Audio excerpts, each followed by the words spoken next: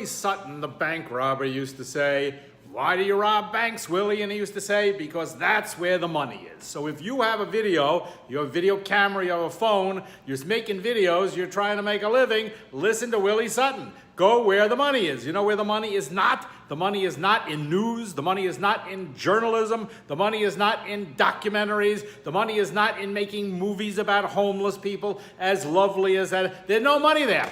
The news business does not pay anything. You want proof of what pays anything? Go to a magazine store, if you can still find a place that sells magazines, and look on the racks and see what the big, thick magazines are. Time magazine is like the staple is thicker than the magazine. That's the news business for you. What's the really thick magazine? Fashion magazines, women's fashion magazines, Vogue, Elle, they're like that thick, and they're almost all ads. How come they're almost all ads? Because that's where the money is. So if you got a video camera, go where the money is. And fashion and cosmetics, that's a great place where money is. The BBC today ran a fantastic piece. I put the link in VJ World. You should take a look at it.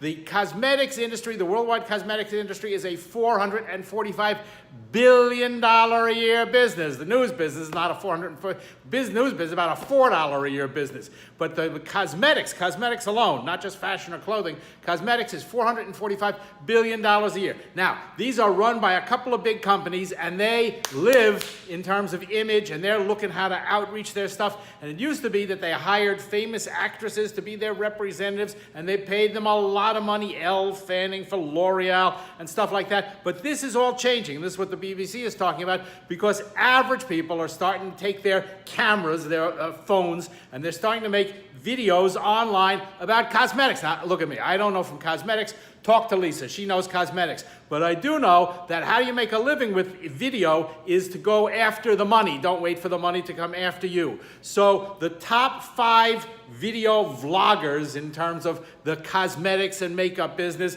are people I never heard of. Yuya from Mexico with 21.4 million followers. That's more people than watch Oprah. I mean, and she's making a lot of money out of this thing. And what does she do? She goes home and I looked at some of this stuff. Not look at me. It doesn't make a difference to me. But I looked at some of this stuff, and they do demonstrations of how to do cosmetics. So here's the deal. You can now break into an industry that was once closed. The idea 20 years ago that you were going to compete with Elle Fanning or some other fashion icon as a representative of a giant cosmetics business, that was insane. But that's no longer the case, because all it takes now for you to break out is to take your phone and to just start making stuff. Not everybody's going to be a big success at this thing, but this is a leader. This is an indicator of where the democratization of this medium is going. Look, everything is online now. Everything is video. And these companies, they're all selling stuff, whether it's clothing or shoes or underwear or cosmetics or eyeliner or fishing gear or whatever kind of crap there is they want to sell.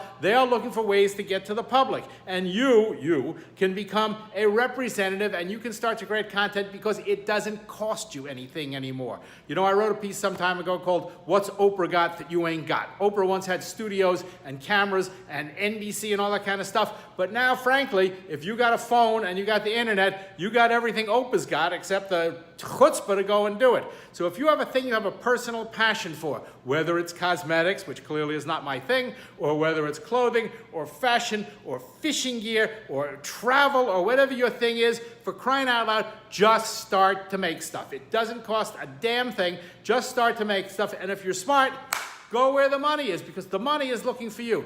All of these companies, every magazine, Vogue and Elle and all the rest of them, and Saltwater Fishermen and Cruising World, they're all going online as fast as they can. And everybody online needs video, and they need video that's cheap, and they need video that's done by people who know what they're talking about. Look, the same thing happened years ago in the magazine business when freelance writers began to fill all the needs of publications.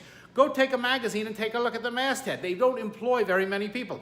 All the articles in it, whether it's the New Yorker or New York Magazine, they're done by freelancers. And some of these people make a pretty good piece of change for sitting down at a word processor and banging stuff out that they know. You like food, you have a passion for food, go make food. But don't just put it up on YouTube, for crying out loud. Go direct your stuff towards somebody who has money, who needs it. And you can find them just by looking at every magazine and publication. Make some great videos, send them the link and go, here I am. It couldn't hurt. What does it cost? Your time? Go make a video today.